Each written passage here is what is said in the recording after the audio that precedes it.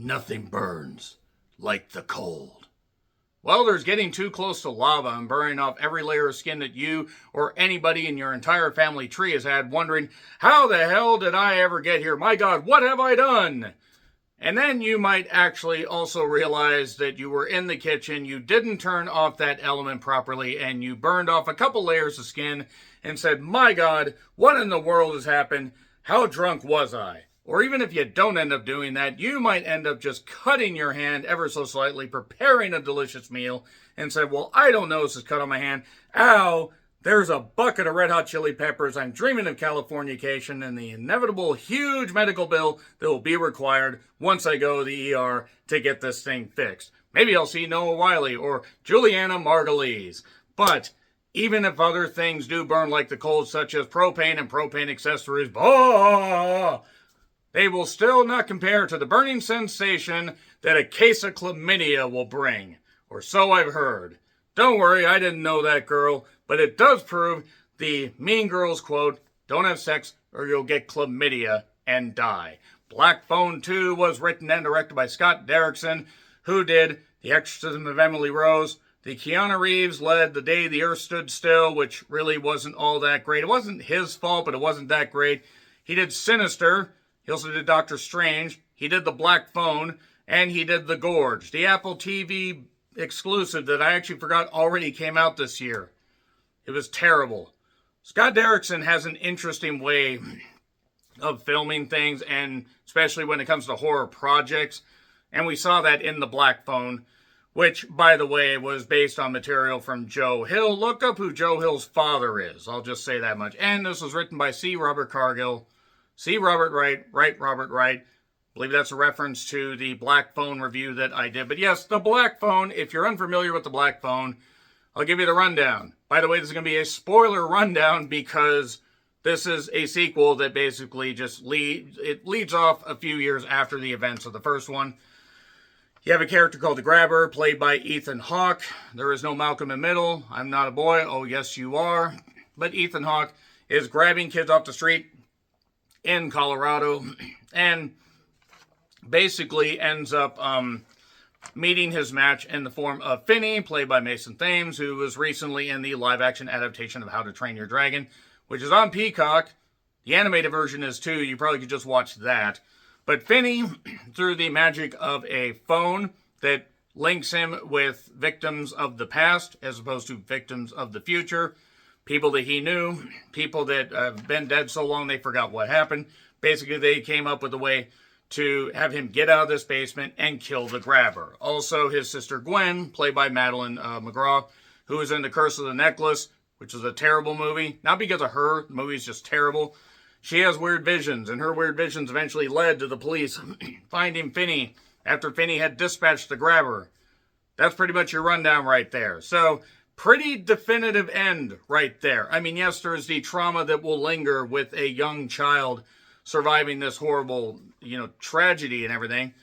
But now we flash forward a few years later, and we are in North Denver, and now we have Mason, I believe, Mason's around 17 or 18, I think, when this is shot, so that's probably around what the character is. And Gwen is just his slightly younger sister.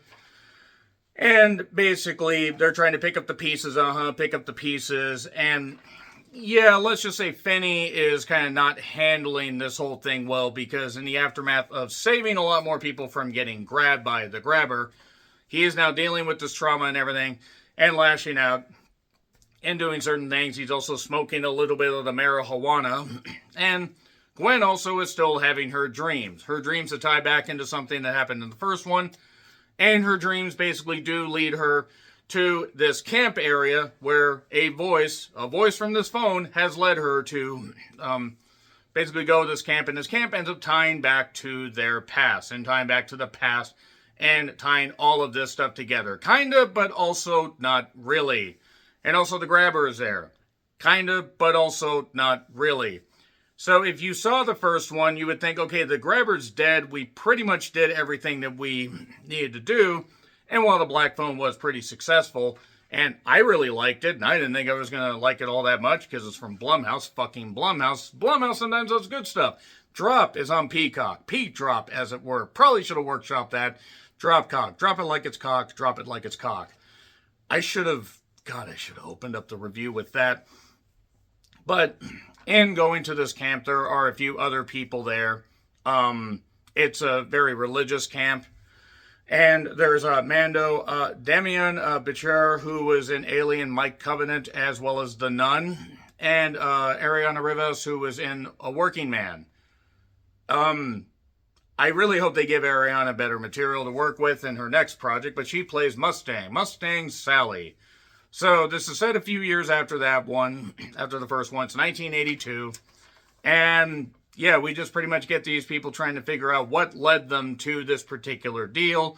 Also, there's a guy named Ernesto, who is a younger brother of one of the victims from before.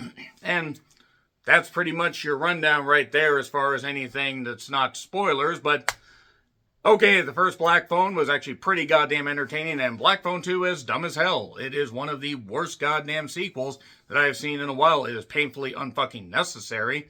There is a point where, it says, Finney, you of all people should know, dead is just a word. Well, there are a lot of words I could use to describe this, and only some of them can make YouTube. Scott Derrickson is a very talented filmmaker, but also when he is up his own ass, good God in heaven, it is bad. And that was the example with The Gorge, unless Apple basically told him to make the movie really badly. Sinister 2 is probably actually the most apt comparison. Because I didn't like the first Sinister. I thought it was alright. That also had Ethan Hawke in it. It had nice imagery. It had a few creepy images. And a few creepy moments. But realistically, Sinister 2 is just more of that. And that's what Black Phone 2 is.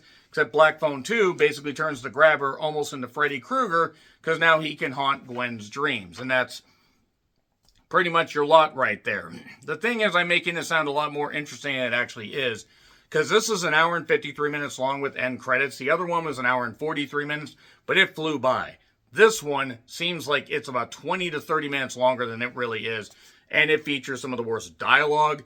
It features not even necessarily terrible acting, but just terrible, performances from people that are better than the material. I mean, they can only shape this shit into, something palatable, so much. They barely can mold this thing in anything other than smelling like a giant pile of cow dung.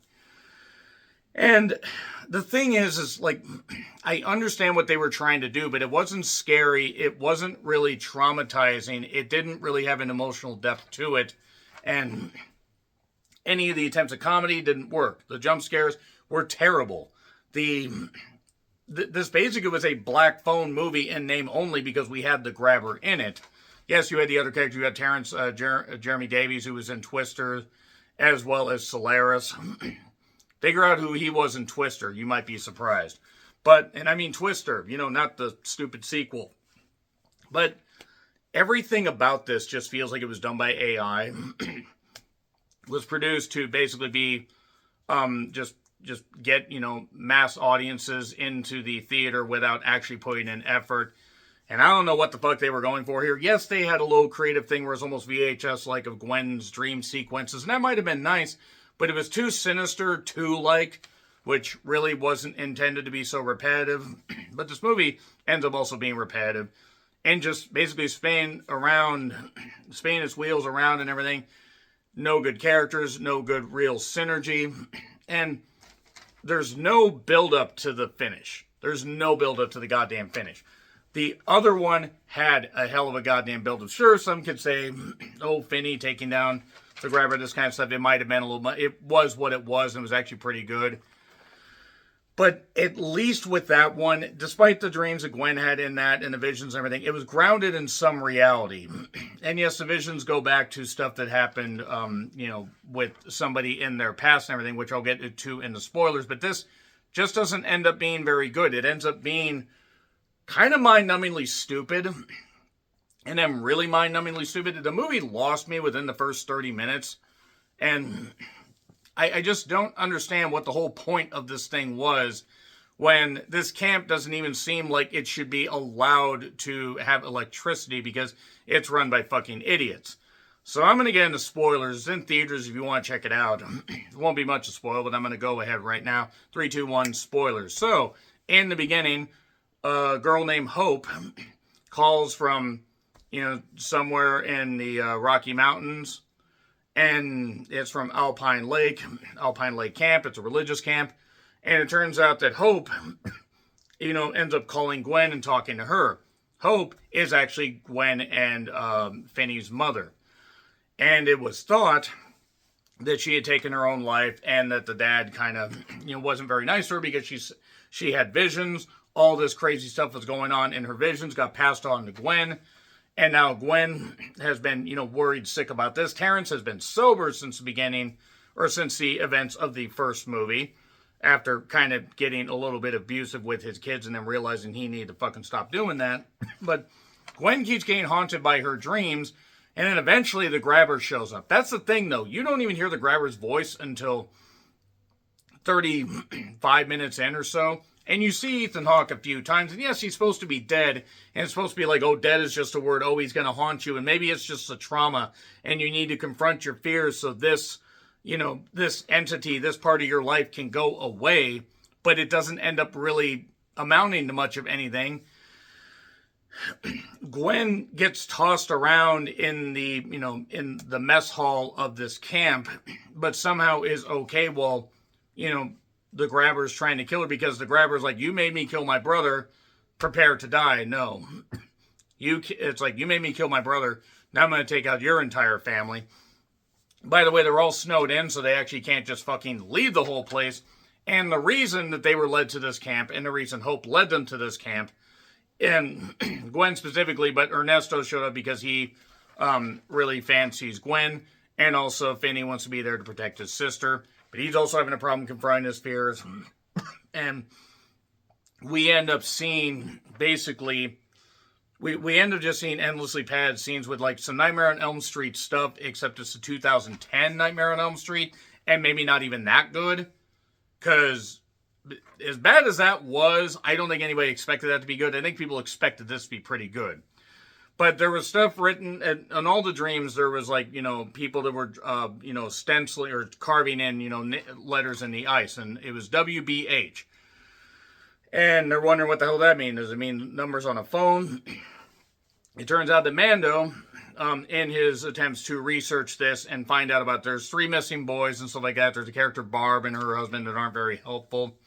Barb feels that Gwen is very, very, devil-like. And basically, Gwen fires back with some words, including my favorite swear that begins with a C, the third letter of the alphabet that I cannot repeat. Curses. But the character was, not the actress, but the character was. Any attempts, like, if there's any funny lines, like, okay, the movie's going to come alive, and then it falls down. So essentially, it turns out that all this, they got to keep Gwen awake. Somehow they know this. She almost gets killed by the grabber. Almost gets thrown in the goddamn oven and stuff like that. But she keeps having visions of, like, one character getting axed and all this stuff. She explains how she knows all this. And Mando basically says, some of that stuff was just told to the police. So how would you know? They look at a picture, sees him. Oh, and here's this over here. That's the grabber. He used to work at the camp. Those were his first 3 victims. And after Finney killed him, his spirit is able to go back there and draw power from the fear of his victims. What? What? Scott Derrickson, were you drunk? Are you on drugs? Are you being held hostage? Blink twice if you are. What? Like, I mean, yes, the idea is okay. The fanciful thing about the spirits contacting Finney on the phone, sure, that's out there. I could sort of buy that. And Gwen having these visions in the first one, I can buy that. I can buy a bit of this. But then it just got ridiculous. But then he could harm people in their dreams. Mando, by the way, even communicates with Wild Bill, knowing it's him. So now he can hear this. But then what's a dream? What's real? Who cares? They end up realizing that they have to get the bodies out of this lake. That's where the bodies are. They find one, and they're all in barrels and everything. And if they find these bodies, and these bodies being found will basically strip the grabber of his powers. Oh, yes, and one of the final dream sequences that Gwen is in, she ends up getting, seeing Mando fall in the water and ends up getting strangled with the phone booth cord. Yes, phone booths actually used to exist once in a while, kids. And she's bleeding and whatever, but then she's fine because they're able to just put pressure on the wound. She's okay. And then essentially, what did they end up doing? They ended up basically trapping the grabber in his own dream. Gwen realizes she, after yelling at Finney to basically confront his fears, and he's the bravest person she knows, tying back something from the other one, and Terrence, realizing what happened to his wife, that she didn't take her own life. Gwen was shown a vision where the grabber basically saw that the mother discovered that there was a victim there. I believe the first victim ended up basically going to the house, taking Hope, the mother, and killing her. And making it look like, she David Carradined herself. Except not in a Bangkok closet. But now all of a sudden, all this crazy, stuff has not happened, despite what the movie may say. And also, oh yes, the grabber is ice skating curtain style, except without the scythe and without the neat little camera work, just with a lot of CGI. So, Gwen, by the way, at one point, falls asleep. Finney's being attacked and gets the belt around his neck, channeling, flashing back to what happened when he had the belt over the grabber's neck and that kind of stuff and was doing that. But Finney ends up flipping and he's fighting him off, but not really able to. Gwen is underwater trying to get these barrels and able to hold her breath for about 5 million years in ice cold water, by the way, because this is solid ice. Her dad jumps in there, they get the barrels up there, and then suddenly these victims just come back to life and start grabbing him and everything, because Gwen had earlier confronted the grabber saying, I'm not afraid of you, this kind of stuff, and I have this power. And then the three bodies come and they start grabbing him, and he's having, he's freaking out because his power is fading, and from the fear, whatever, it's fine. And basically, they end up, Finney smashes his face in the ice, Gwen chops him up, and that's it. That's it. They kill the grabber, they get the boys out, the boys are rescued, and that is then they go home with the dad, and that's it. That is Black Phone 2. Do you expect a detailed dive into this? No. God, this sucked. Black Phone 2 was terrible. Absolutely terrible. F. It gets an F. Agree, disagree, what I said, like, share, subscribe, Twitter, Letterboxd, Blue Sky handles in the description. I'm John Rittland. Until we do not see the grabber again, God forbid, happy trails to you.